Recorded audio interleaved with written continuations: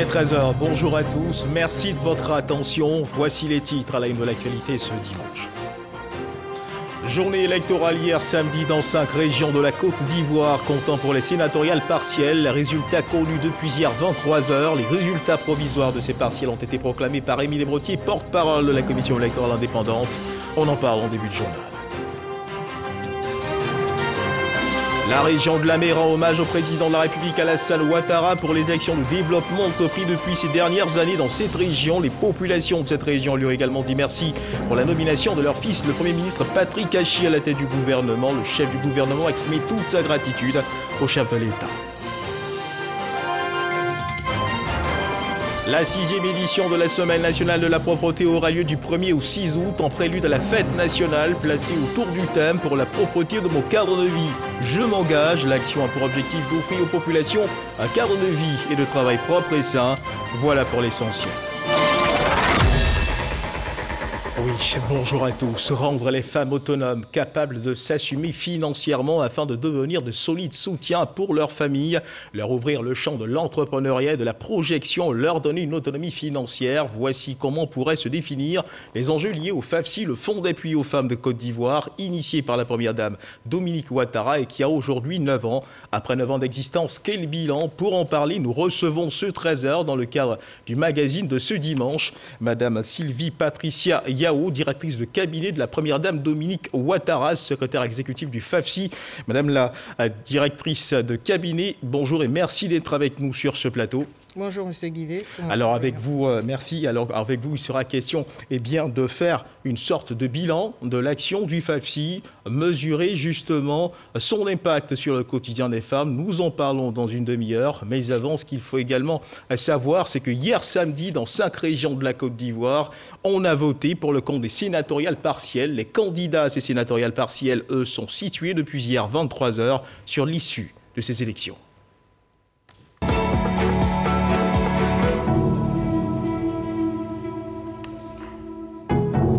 Les résultats provisoires de ces partiels ont été proclamés donc hier dans la soirée par Émile Brottier, porte-parole de la commission électorale indépendante. Il était au micro de Sidonie Davila.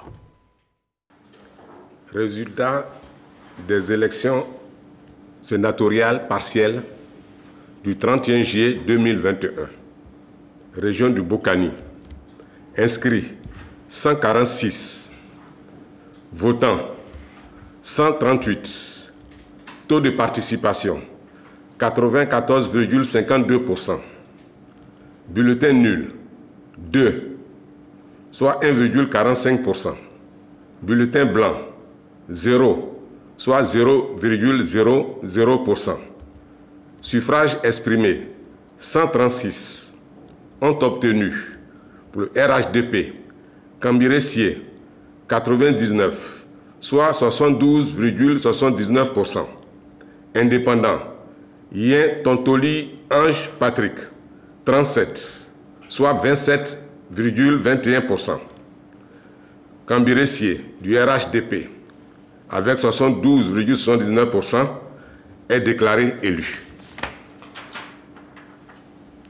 Gontougo, inscrit 258, votants 247, taux de participation 95,74%. Bulletin nul, 1, soit 0,40%. Bulletin blanc, 1, soit 0,40%. Suffrage exprimé, 246. Ont obtenu indépendant, Ouattara Ousseni, 79, soit 32,11%. RHDP, Kosonou Kwasi Ignace, 166, soit 67,48%. M. Kosonou Ignace, du RHDP, avec 67,48%, est déclaré élu. Grand Pont, inscrit 135, votants 131, taux de participation 97,04%. Bulletin nul, 0, soit 0,00%. Bulletin blanc, 0, soit 0,00%. Suffrage exprimé, 131. ont obtenu PDCI RDA, Denis Acadier Claude, 45, soit 34,35%. RHDP, Melej Abou Hilaire, 86, soit 65,65%. Melej Abou Hilaire du RHDP, avec 65,65%, est déclaré élu. Kabadougou, inscrit 258, votants 251, taux de participation 97,29%, bulletin nul 1, soit 0,40%, bulletin blanc 1, soit 0,40%, suffrage exprimé 250, ont obtenu indépendant Touré Nabi Issouf 0, soit 0,00%, indépendant Traoré Drissa 0, soit 0,00%, RHDP Diaby Vassiriki 248, soit 99,20%, indépendant Ousmane Silla 1, soit 0,40%. Diaby Vassiriki du RHDP avec 99,20% est déclaré élu. Nawa, inscrit 255, votant 237, taux de participation 92,94%, bulletin nul 0, soit 0,00%, bulletin blanc 0, soit 0,00%, suffrage exprimé 237, ont obtenu RHDP Baflan Lor 151, soit 63,71%, PDCI RDA Clé Georges 86, soit 36,29%, Baflan Lor avec 63,71% est déclaré élu. Voilà les résultats partiels des sénatoriales qui se sont tenus hier samedi. Les candidats désormais donc fixés sur l'issue de ces élections. Il y avait fête hier samedi à Adzopé dans la région de Lamé. On a sorti les mouchoirs et on a dansé pour célébrer le chef de l'État Alassane Ouattara pour les actions de développement engagées depuis ces dernières années dans cette région. Les populations de cette région lui ont également dit merci pour la nomination de leur fils, le Premier ministre Patrick Achi, à la tête du gouvernement. Alexis Ouadraogo. À Adzopé, ce samedi, la capitale de la mer reçoit ses fils venus des 4 coins du pays.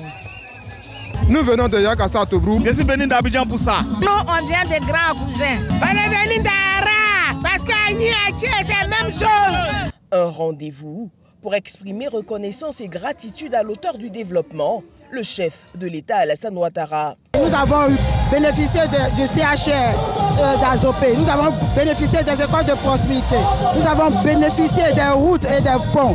Nous ne pouvons que lui dire merci, 1001 fois merci. Et le plus heureux des fils de la région, c'est bien lui, le Premier ministre Patrick Achi, qui se réjouit avec les siens, mais aussi toutes les régions du pays venues en grand nombre. Libation sous un ciel couvert, la pluie qui tombe ne distrait en rien la cérémonie. Sachons apprécier ce qui est bon et juste. Disons ensemble merci au chef de l'État. Excellent Monsieur le Président de la République, partout dans nos districts et régions et de nos sphères géographiques, même dans les hameaux les plus reculés, vous avez posé au moins un acte inoubliable. C'est pourquoi les populations des districts et régions de nos sphères géographiques, c'est-à-dire du sud, du sud-ouest, du sud-est et de l'est, vous soutiennent à tout point de vue et vous confient la Côte d'Ivoire, notre beau pays, parce qu'avec vous, elle ira encore plus loin. Nous, fils et filles de la région de Lambé, voudrons ici lui traduire toute notre gratitude pour la rencontre qu'il a eue avec l'ancien chef de l'État pour qu'enfin les Ivoiriens apprennent à humaniser la politique et à se retrouver. La région forte de 6 communes et 17 sous-préfectures a fait des dons à l'endroit du chef de l'État. suivi en retour des dons aux populations. Quand le chef du gouvernement, fils de la région, prend la parole, ses mots sont remerciements. Celui que l'on surnomme le blanc de Lamé s'ouvre l'espace d'un instant à la notion de destin. C'est bien ce garçon à qui l'on promettait au mieux un destin de petit garagiste. Ce garçon qui ne parlait pas le français, oui, c'est bien ce petit garçon qui est devant vous aujourd'hui en tant que Premier ministre de la République de Côte d'Ivoire. Reconnaissance aux parents, mais surtout au chef de l'État, Alassane Ouattara. Le président est, à mes yeux, un modèle, un guide, un maître. Je travaillais ainsi, encore et toujours, en donnant pour lui et au pays tout entier tout ce que je sais, tout ce que je peux, tout ce que j'ai. Excellence, Monsieur le Président de la République, tous les mots, tous les gestes, tous les regards, toutes les assemblées, tous les discours ou tous les hommages, tous n'arriveront jamais à traduire pleinement l'intensité de la gratitude que mon cœur et mon âme ressentent à votre égard. Ma loyauté à votre œuvre et à votre personne sera éternelle. Mesdames, Messieurs, chers frères, chères sœurs, chers alliés, l'adage dit qu'à côté d'un grand homme se tient toujours une grande dame. À cet instant de mon intervention, j'ai une pensée toute particulière en l'endroit de la première dame, Madame Dominique Ouattara. Le Premier ministre n'a pas manqué d'honorer la mémoire de ses prédécesseurs, les premiers ministres Amadou Gon Coulibaly et Ahmed Bakayoko. Il a aussi salué l'ampleur du développement porté par le chef de l'État, avec sa volonté d'asseoir l'unité nationale pleinement exprimée au sein du RHDP. Réunir les femmes et les hommes, par-delà les logiques du passé, par-delà les différences d'hier ou les oppositions d'aujourd'hui. C'est là tout le sens de la création du RHDP, le nouveau parti de l'unité de la nation, le nouveau parti d'avenir du pays. Il est ce creuset qui réunit les meilleurs des talents, les plus engagés des patriotes, pour contribuer, quelle que soit leur origine sociale, quelle que soit leur origine ethnique, quelle que soit leur confession religieuse, à la seule cause qui vaille, l'amélioration des conditions de vie des populations et la grandeur de la Côte d'Ivoire. La célébration a pris fin avec des pas de danse bien enlevés. Voilà, à suivre à présent les réactions des fils et filles de la région de Lamé. Ils sont au micro d'Alexis Ouattara-Oko. Nous avons trop gagné. D'abord, à commencer par ce joyau qui est le CHR, et puis les rues bitumées, l'électricité. Nous avons trop gagné. Il faut dire qu'il y a eu beaucoup, surtout à commencer par le fonds FACI qui a été donné par la première dame, Dominique Ouattara. Ça nous a permis d'être vraiment dépendants. Nous sommes très fiers de lui. En 2004, je mettais 2 heures de temps pour arriver à Azopé en partant d'Abidjan. Hier, en venant pour cette cérémonie, j'ai mis à peine 1 heure. La reconnaissance pour tout un peuple, pour tout ce qui a été fait pour les peuples Ati et Abel. Donc nos parents sont venus, sortis nombreux pour venir dire merci au chef de l'État et lui rendre hommage pour tous ses bienfaits.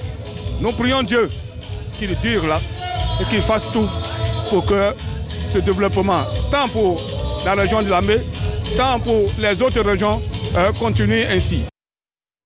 Et dans le fil de l'actualité, sachez que la ministre de la fonction publique et de la modernisation de l'administration, Anne-Désirée Ouloto, met en mission 90 attachés de direction prêts pour le service dans l'administration publique. Ils sont issus de la 3e promotion des attachés de direction ici de l'Institut national polytechnique Félix Houphouët-Boigny. C'était en présence du ministre de la formation professionnelle, Nguessan Kofi, Eugène Atoubé.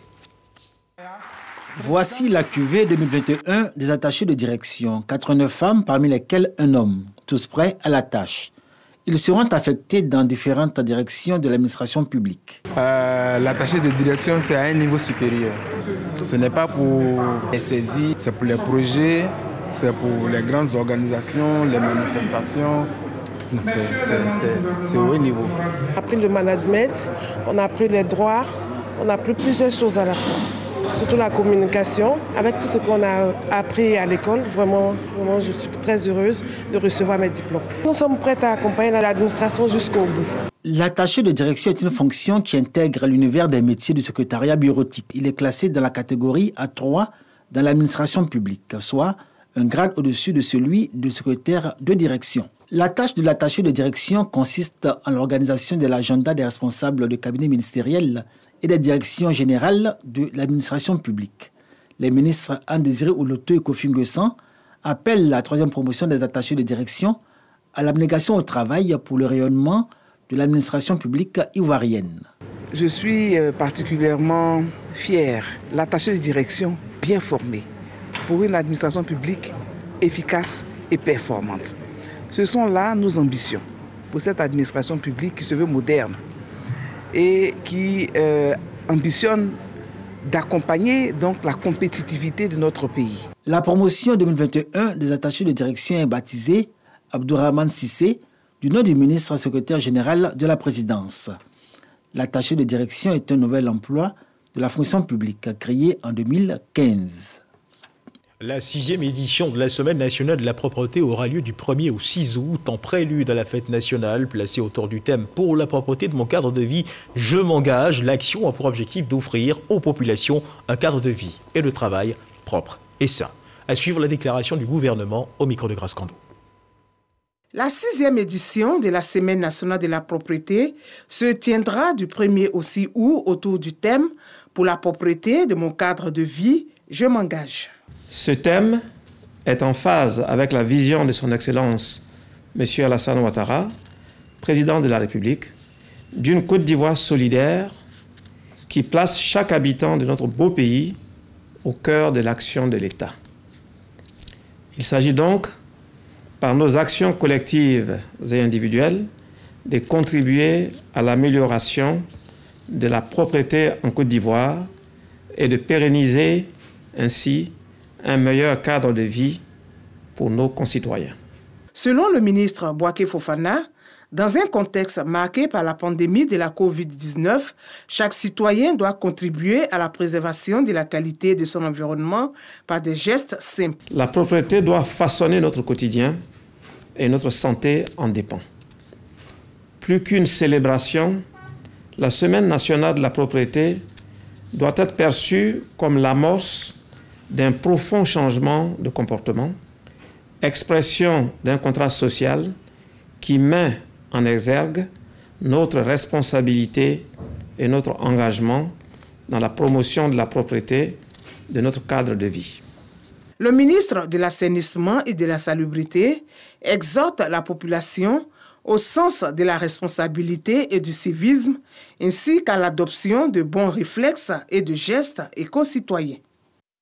Être propre, c'est également se laver les mains régulièrement à l'eau et au savon. On peut également utiliser un gel désinfectant, une des mesures barrières édictées contre la Covid-19.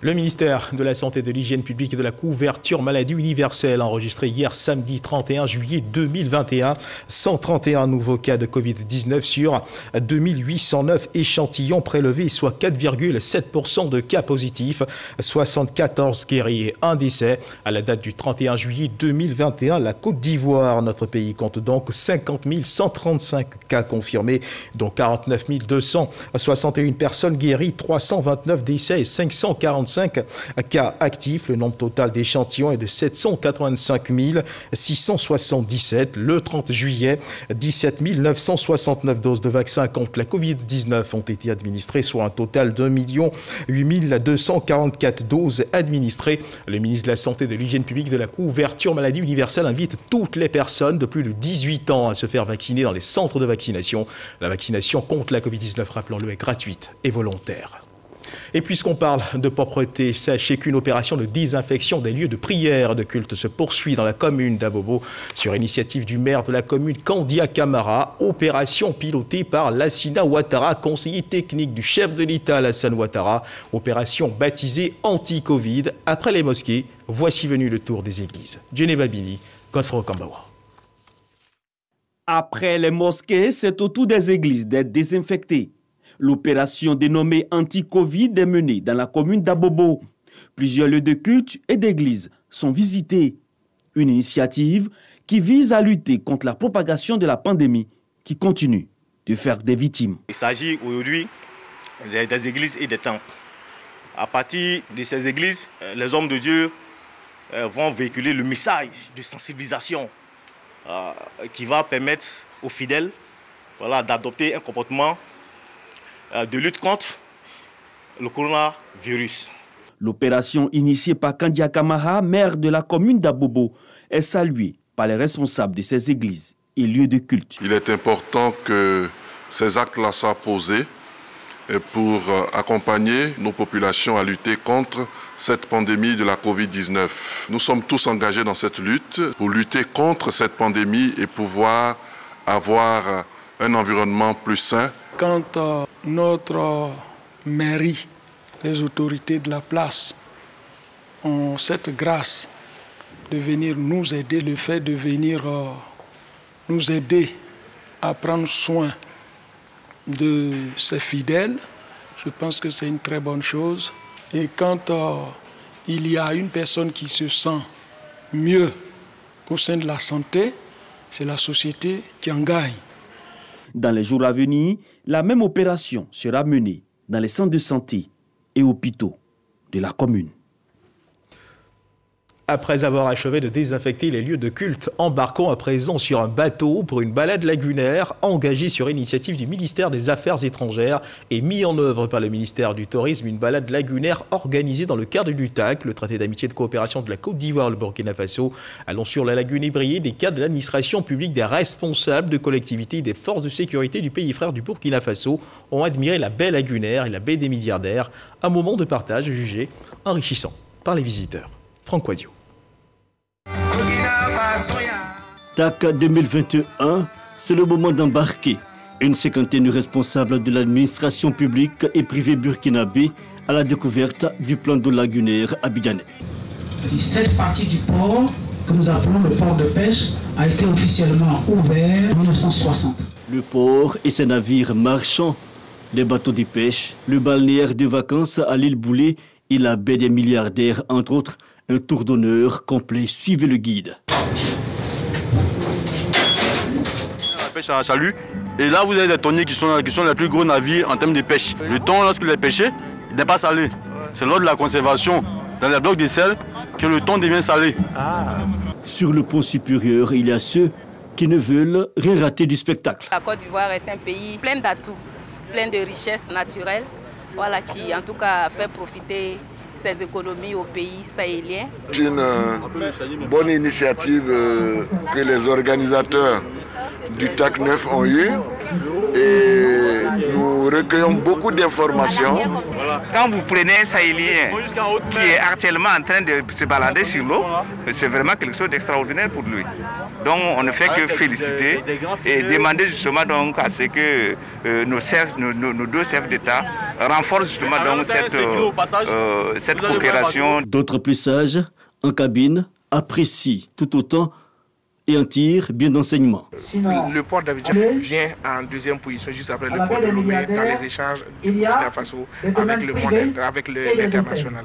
Donc je viens voir qu'effectivement la Côte d'Ivoire est toujours en train d'avancer, en train d'investir pour essayer d'être à la hauteur des attentes. Mission accomplie pour le ministère du Tourisme qui met en œuvre cette initiative du ministère des Affaires étrangères. Dans le cadre du traité de coopération et d'amitié entre le Burkina et la Côte d'Ivoire, il était question de bien les accueillir, leur montrer que le port est un poumon économique et que la lagune aussi qui traverse tout Abidjan est un espace de convivialité, un espace de découverte d'un pan du tourisme ivoirien. Les merveilles de la lagune ébrillaient plein les yeux et cérisées sur le gâteau, un soupçon de musique, celle Yenenga, pour une fin de balade réussie.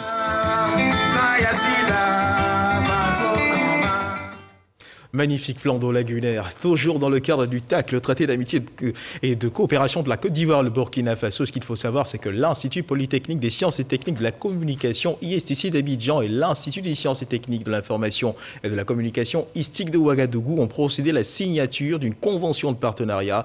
Les précisions de Yannick Efoumi et de Godefroy Okambawa.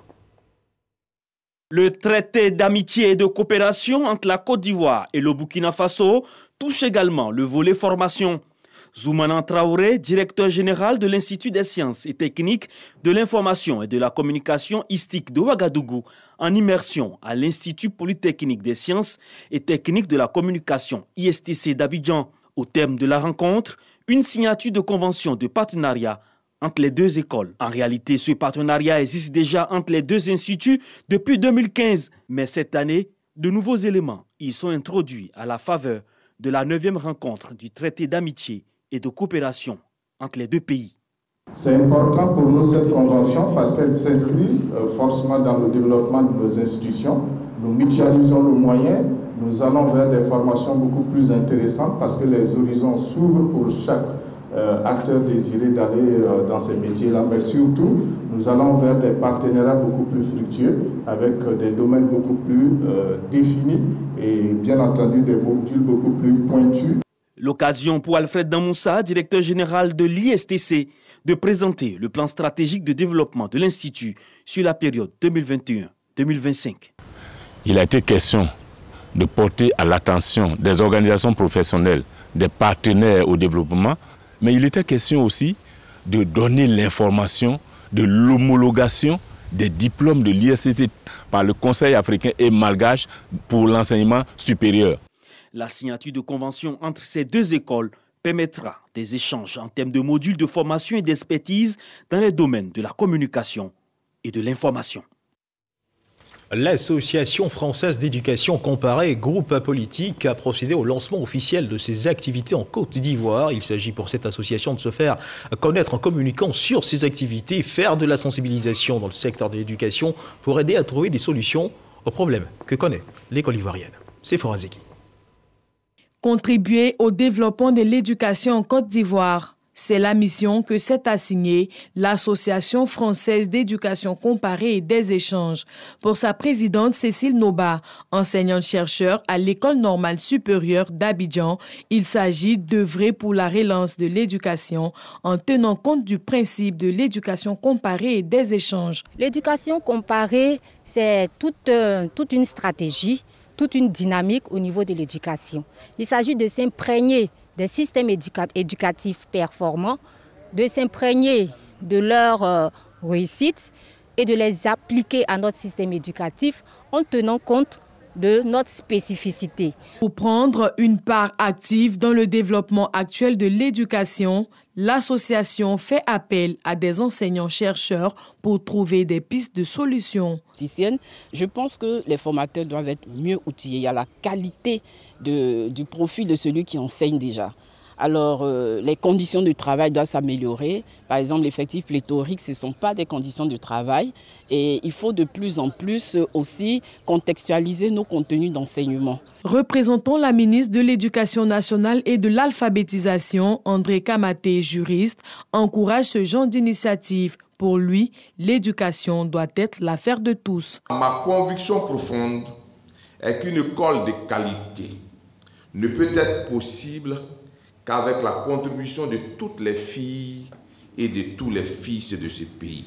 Il y a ici une belle connivence entre les objectifs de l'ADES Côte d'Ivoire et ceux des États généraux de l'éducation nationale et de l'alphabétisation. L'Association française d'éducation comparée et des échanges se veut un cadre de rencontre et d'échange des théories et des pratiques entre les universitaires et tous les acteurs de l'école.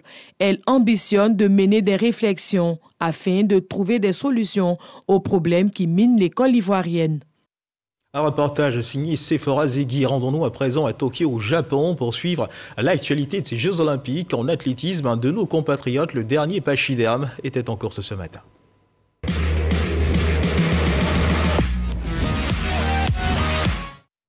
Pas de finale pour Cissé Gueye Arthur. Le sprinter ivoirien a été éliminé en demi-finale du 100 mètres en terminant 7e avec un chrono de 10 secondes 18. Insuffisant pour se hisser en finale dans cette demi-finale remportée par le Chinois Bing Tiangsu avec un temps de 9 secondes 83 centièmes suivi de l'Américain Ronnie Baker 9,83 et de l'Italien Lamont Jacobs 9,84 centièmes. Arsène Kouassi et Sojan Silver. 24 heures après sa brillante qualification en demi-finale, Cissé Gueye Arthur ne sera pas du rendez-vous de la finale du 100 mètres. Seul représentant ivoirien en liste dans cette épreuve reine, le sprinteur ivoirien n'a pas réussi l'exploit d'obtenir son billet pour l'ultime étape. Aligné dans le couloir numéro 9, il termine la course en 7e position sur 8 avec un chrono de 10-18. C'en est malheureusement fini pour Sissé Arthur dans ces Jeux olympiques. Dans cette même demi-finale, la grosse sensation est du côté du Chinois Bing Tiansu qui signe le meilleur temps en 9,83, record de l'Asie. Il est suivi de l'Américain Ronnie Baker, 9,83, et de l'Italien Lamont Jacobs, 9,84, qui bat également le record d'Europe. Dernière chance de médaille pour la Côte d'Ivoire, le 200 mètres avec Marie-Josée Talou, le lundi. Ce qu'il faut également savoir concernant l'actualité sportive, c'est que le comité d'organisation de la Coupe d'Afrique des Nations de Kokane Côte d'Ivoire 2023 a procédé vendredi dernier à son siège à Marcory à une revue de projets destinée à mesurer l'état d'avancement des projets sur les 100 derniers jours. Un exercice institué depuis 2019 au cours duquel les commissions techniques procèdent chacune à la revue détaillée des actions planifiées et réalisées. Et puis place à présent à notre entretien de ce dimanche magazine. Notre invitée de ce dimanche nous a rejoint sur ce plateau, Madame Sylvie Yao Patricia. Vous êtes secrétaire exécutive du FAFSI, le Fonds d'appui aux femmes de Côte d'Ivoire. Avec vous, il sera question d'autonomisation de la femme. Le FAFSI a 9 ans. Quel bilan? Alors, Madame Sylvie Yao Patricia, bienvenue sur ce plateau à nouveau. Le FAFSI, dites-nous, ce sont les femmes qui en parlent le mieux, n'est-ce pas? Bien sûr, M. Guivet, ce sont les femmes qui en parlent le mieux. Alors, suivons ensemble quelques-unes de leurs réactions. J'ai pris 500 000 francs et j'ai pris mon épargne également pour compléter aux 500 000. Et je me suis acheté des chaises, des bâches, des tréteaux que je mets en location. Grâce à FAFSI, nous sommes devenus vraiment des femmes épanouies, des femmes capables. En tout cas, nous sommes devenus des femmes capables grâce à FAFSI. Grâce à vous, aujourd'hui, des jeunes filles comme moi peuvent être entrepreneurs, des mamans peuvent être indépendantes, subvenir à leurs besoins, scolariser leurs enfants sans aide extérieure. Et ça, c'est une grâce. Alors, Madame Sylvie Yao Patricia, des femmes heureuses, comme on vient de le voir dans cet élément, qui ne manque pas de remercier la Première Dame pour ce regard particulier dont elles ont été l'objet. Que vous inspirent ces réactions? Écoutez, M. Guivet, nous sommes tout à fait heureuses, nous qui travaillons au quotidien pour le FAFSI, d'entendre ces témoignages émouvants et touchants. Chaque fois que nous écoutons les femmes, nous sommes émus. Parce que savoir qu'avec si peu de moyens, les femmes peuvent réaliser des activités aussi importantes, cela est impressionnant. Et nous sommes toujours heureux de les écouter. Alors dites-nous, comment est née la vision de mettre sur pied un tel programme? Le FAFSI est né d'une promesse électorale de son Excellence, Monsieur le Président de la République. À l'époque, le président était candidat à l'élection présidentielle en 2010. Et au cours de ses meetings, il avait promis aux femmes, ses sœurs, les femmes de Côte d'Ivoire, qu'une fois élues, il les soutiendrait de manière remarquable. Et il a pris cet engagement fort. Le deuxième engagement qui a été pris, c'est celui de la Première Dame. Pour elle, c'était un engagement humanitaire. Vous savez que depuis 1998, la Première Dame a une fondation qu'on appelle la Fondation Children of Africa.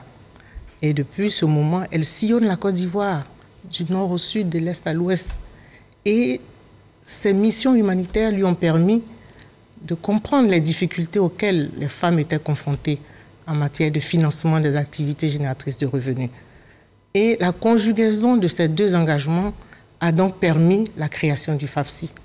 Cela a débouché sur la prise d'un décret par M. le Président de la République en 2012. Effectivement, c'est un décret qui crée le FAFSI, le décret numéro 2012-1106 du 8 novembre 2012.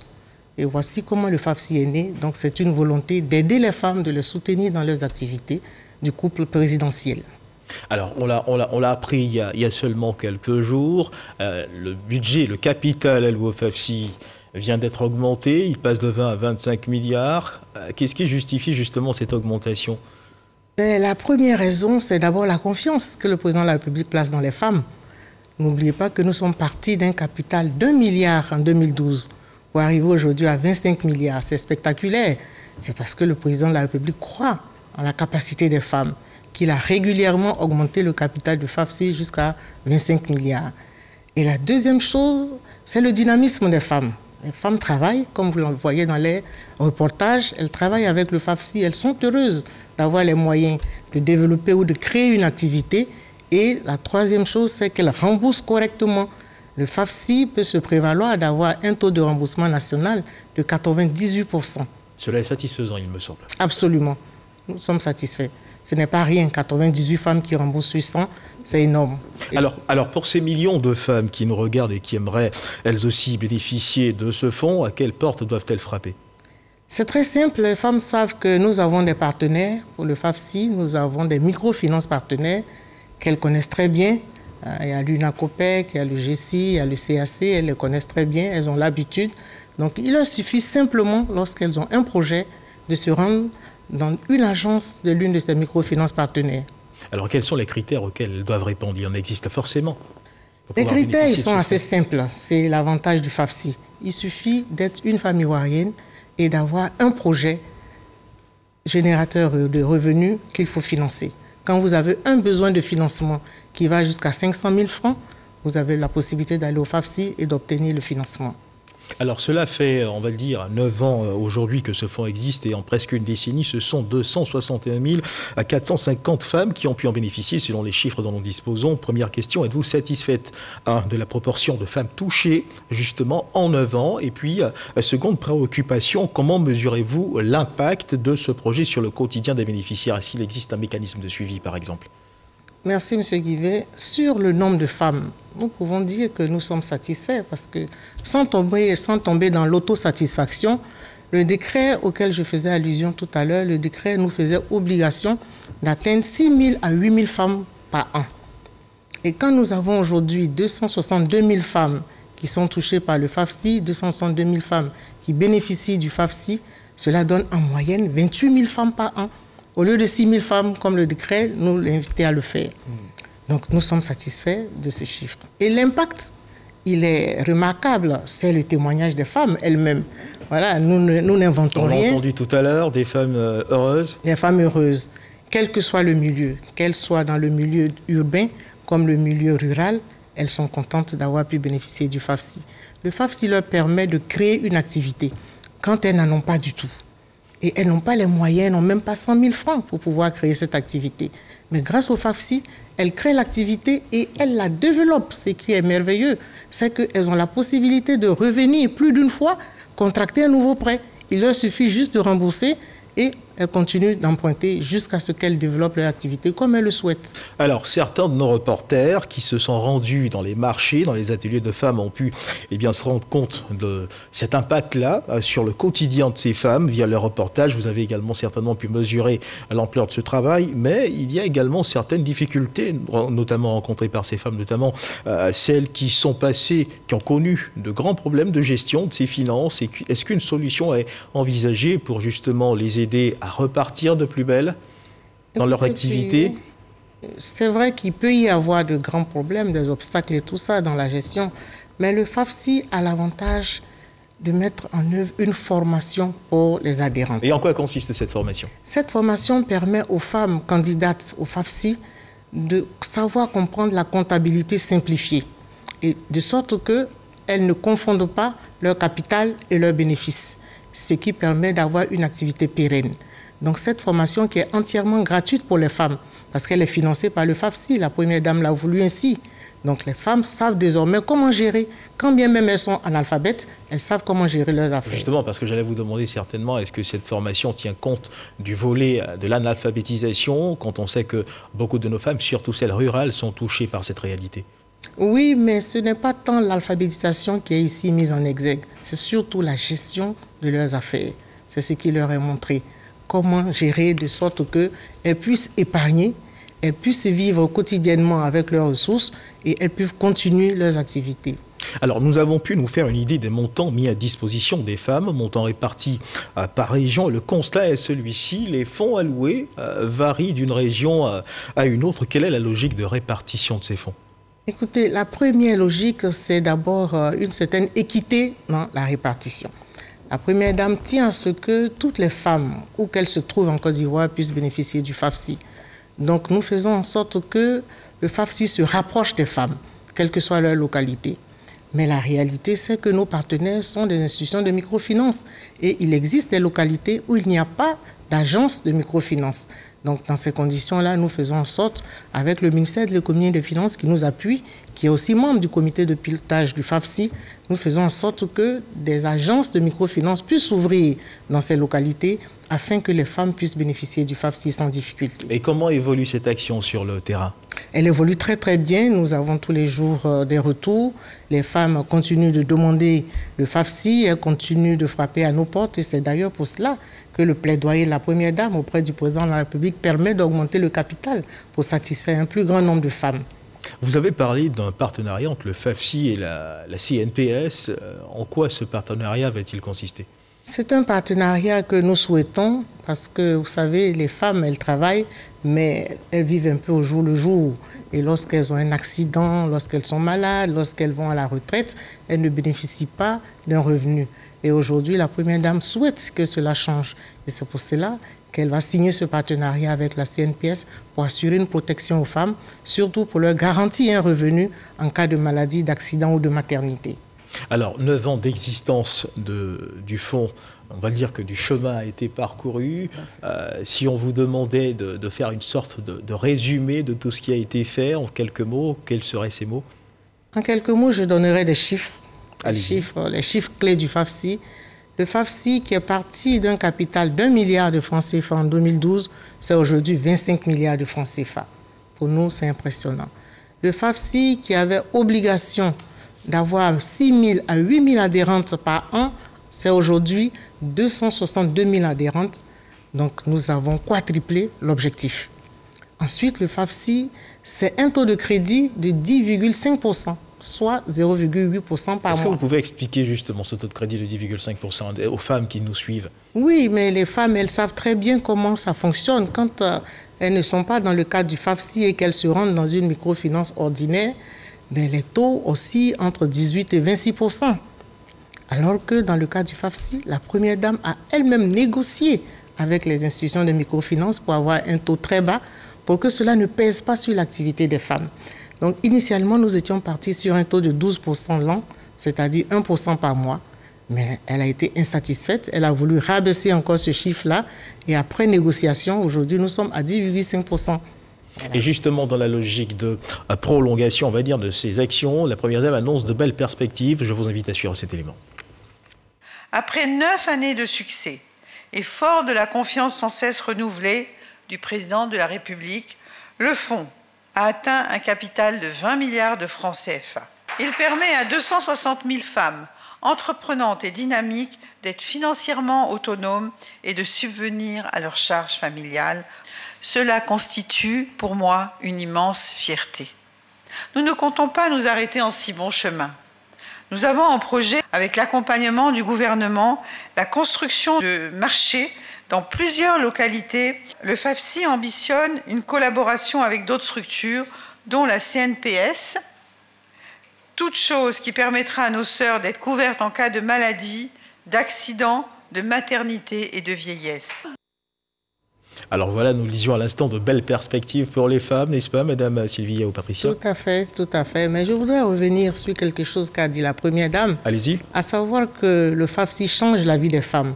Comme elles en témoignent elles-mêmes, elles disent que non seulement économiquement, elles sont autonomes, elles sont indépendantes, mais du point de vue social, désormais, leur avis compte, tant dans leur famille que dans leur communauté. On les attend pour prendre une décision, elles sont vraiment moralement satisfaites. Et ça, c'est important. En ce qui concerne le projet de la CNPS, nous le disions tantôt, il s'agit donc d'assurer une protection sociale aux bénéficiaires du FAFSI. Et enfin, sur la question des marchés, c'est aussi un projet qui tient à cœur à la Première Dame parce que nous avons constaté que 63% des femmes qui bénéficient du FAFSI exercent dans le domaine du commerce. Cependant, il existe des localités où il n'y a pas de marché, ce qui complique un peu la situation de ces femmes. Donc la Première Dame a entrepris également de réaliser des marchés avec le soutien du gouvernement. Donc nous sommes en négociation avec le gouvernement afin qu'il y ait des marchés de proximité dans des endroits où vivent les femmes pour qu'elles exercent mieux leurs activités. Merci à vous, Madame Sylvie Patricia Yao, pour tous ces éléments de précision. C'est la fin de cette édition. Juste avant d'en refermer les pages, je rappelle que dans le cadre du Dimanche Magazine, ce 13h, nous recevions Madame Sylvie Yao Patricia, secrétaire exécutif du FAFSI, le Fonds d'appui aux femmes de Côte d'Ivoire, avec laquelle justement nous avons parlé du bilan, une sorte de bilan après 9 ans d'existence et surtout de perspectives, des perspectives qui s'annoncent belles. C'est la fin de cette édition. Merci de nous avoir suivis. Dieu nous garde.